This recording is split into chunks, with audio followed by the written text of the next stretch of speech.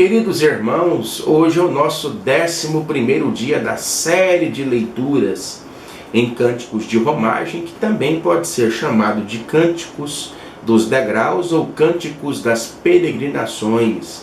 É o que se dá ao Salmo 120 até o Salmo de número 134, sendo uma coletânea de salmos dentro do 5º tomos dos Salmos, conforme a Bíblia judaica, que é do Salmo de número 107 ao Salmo de número 150.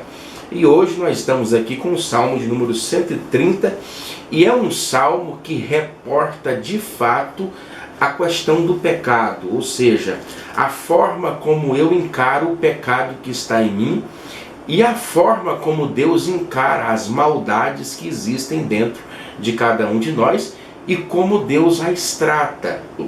O texto aqui do Salmo 130, ele sugere a Deus que Deus não olhe para ele observando o pecado. Isso está aqui por volta do verso de número 3 e verso 4. Mas existem problemas de pecado tanto no verso de número 8, que é o último verso, como também o primeiro verso dá um sentido absoluto de que o autor do Salmo de número 130 vive uma vida de restauração espiritual, ou seja, ele precisa de uma restauração urgente. Olha, uma outra observação que se deve fazer é que o Cântico de Romagem, o Cântico dos Degraus ou Cânticos de Peregrinações foi provavelmente escolhido depois de sua confecção literária. A Bíblia, pelo menos o Antigo Testamento, tem uma quantidade mais ou menos de 15 séculos de produção literária. Só os livros veterotestamentários, o Antigo Testamento de modo geral. Nós não temos uma mecânica para descobrir quais foram os elementos que levaram os organizadores dos Cânticos dos Degraus escolhê-los, mas o Salmo 130 reporta a ideia de alguém que precisa de uma restauração iminente. E Israel, nesse período, necessitava. Se de fato o Cântico de Romagens refere ao processo de restauração de Jerusalém, bem como dos muros e do templo, de fato o Salmo de número 130 é a oração típica de quem precisa de restauração espiritual, levando em consideração a ideia de que em 538 Zorobabel e Josué, o sumo sacerdote, em 458 Esdras e em 444 Neemias empreende junto com os demais, em cada um na sua época, forte campanha de restauração para que o templo fosse reconstruído, o muro fosse reconstruído, a espiritualidade reconstruída. Ageu, Zacarias fizeram parte desse processo e 100 anos depois o próprio profeta Malaquias. Então, o Salmo 130 é um salmo de restauração. Põe isso aí na sua mente. É um salmo que trabalha a questão da internalidade do pecado. E ele já começa dizendo assim, das profundezas, ou seja, é uma linguagem alegórica, não há mais limites para descer. Inclusive, eu gosto da expressão de um conhecido pregador, pastor Alain Brizotti. Ele disse que quando não tem mais lugar para você cair, tem um único lugar, cair em si mesmo, né?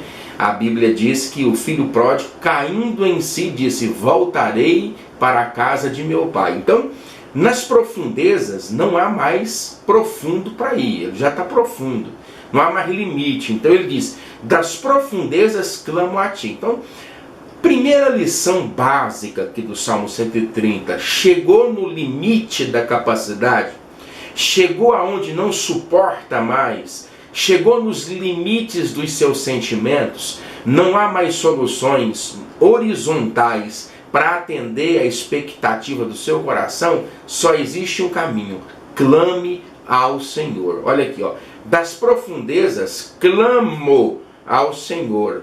Olha o clamor dele aqui, ó. Escuta, Senhor, a minha voz, estejam alertas os teus ouvidos às minhas súplicas. Olha, é interessantíssimo aqui nós fazermos uma observação aqui bíblica e também comportamental. A primeira coisa que você entende aqui é de uma oração não respondida. Primeiro, conceito que se tem ao examinar esse texto é que a oração não está sendo respondida.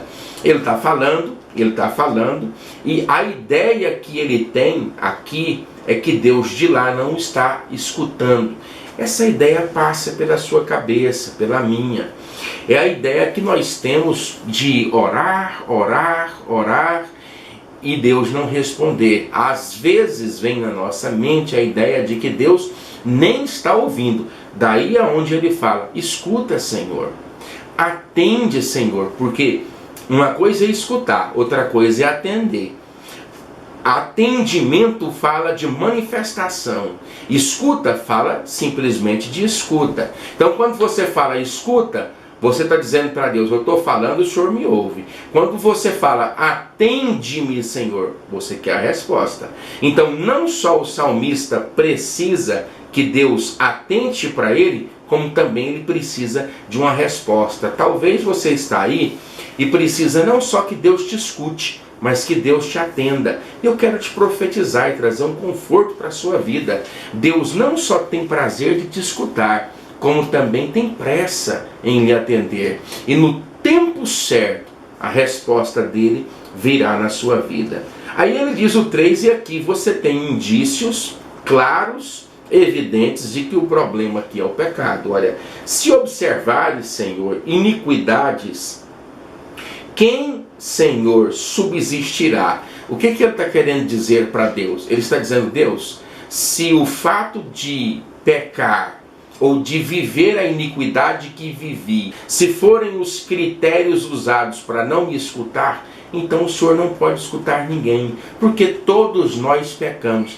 Querido, diante de Deus é importantíssimo você reconhecer o estado de miserabilidade. O estado de miserabilidade é imprescindível para que você tenha da parte de Deus a clemência, a benevolência e a manifestação da sua unibenevolência, da sua bondade.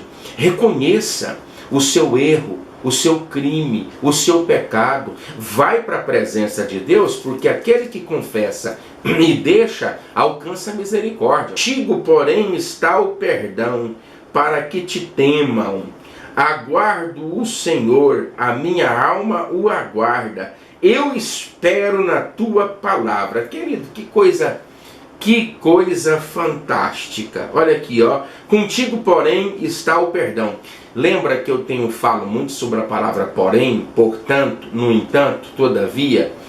A ideia do texto em propor lahem é fazer com que você observe o que vem adiante. O próprio salmista está pronto para esquecer dos dilemas, dos pecados e iniquidades que o separavam de Deus. Por quê? Porque ele sabe que Deus possui um coração perdoador. Dá para dar glória, porque Deus tem poder para te perdoar. Eu posso até não ter.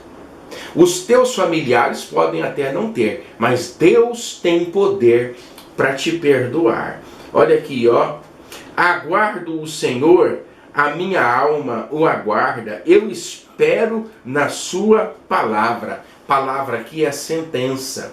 Palavra aqui é manifestação de Deus ao seu favor. É a manifestação dele que você tanto aguarda, tanto espera. Agora, vou dizer aqui, hein? Olha que coisa linda. Como você deve esperar a resposta de Deus. Tá aqui, ó, no verso de número 6. Olha aqui, ó. Começa logo aqui, ó. A minha alma anseia pelo Senhor. Pastor, dá um tema aí, coloca tema que fica fácil para fixação, para compreensão. Como esperar em Deus? Primeiro, aqui está falando de ansiedade, de anseio, mas a ideia do texto é expectativa. É a ideia de dizer assim, eu estou pronto para receber, eu estou no jeito de receber, eu estou apto para receber. Eu aguardo essa resposta. É quando você ora com convicção que Deus vai te escutar. Porque tem gente que vai orar, dá até preguiça. Tem gente que vai orar e ele pensa assim, não, nunca vai acontecer. Não, nunca vai dar certo. Eu estou orando, mas não para com isso. ore crendo que Deus te dará vitória. Olha, a minha alma anseia, eu aguardo, eu espero, pode chegar agora, pode chegar amanhã, se não chegar lá, chegará acolá, mas a resposta de Deus virá pela sua vida. Segundo, mais do que os guardas pelo romper da manhã. Já trabalhou de sentinela? Já trabalhou dentro de 1 metro quadrado, 8 horas a fio, temperaturas que chegam próximos de 0 graus, durante o dia mais de 50 graus, aqui fala de noite, então eles estão trabalhando na expectativa de que o sol nasça, amanhã se rompa e eles possam retornar para casa. É a expectativa de quem trabalha olhando para o relógio, é a ideia que você precisa possuir com relação à resposta que você está esperando de Deus. Está chegando, está chegando, vai chegar, olha ela chegando aí. É a ideia do texto, é uma ideia paralela, é uma metáfora. Ele pega a figura de linguagem de uma sentinela para descrever a expectação da sua alma. Como é que está a sua expectação? Ah, pastor, estou orando, eu nem sei se Deus vai me atender. É claro que vai. Aguarda a resposta de Deus como um soldado. Aguarda o romper da manhã. Olha aqui, ó, 2 vezes, ó. Espera Israel no Senhor, pois no Senhor há misericórdia, nele copiosa redenção. Ele é quem redime a Israel de todas as suas iniquidades. 2 formas aqui maravilhosas da manifestação provedora de Deus. Primeiro, porque Ele é o Deus que redime. O que é redenção? Fala de redimir, restaurar, reintegrar, reposicionar, reconstruir. É Deus dizendo assim: está tudo destruído na sua vida, vou redimensionar, reconfigurar, reconstruir, reedificar. Creia, porque tem providência de Deus e restauração dele na sua família. Olha aqui o verso de número 7, ó. Espere Israel no Senhor, pois no Senhor há misericórdia, nele copiosa redenção. É ele quem redime Israel de todas as suas iniquidades. Deixa eu dizer para você, mantenha-se firme, porque tem coisa de Deus chegando na sua vida, em nome de Jesus Cristo. Coisa linda, coisa grande, coisas eternas, coisas duradouras, em nome de Jesus. Que Deus abençoe você. Amanhã, se Deus quiser, Salmo de número 131. E Deus tem o melhor para você.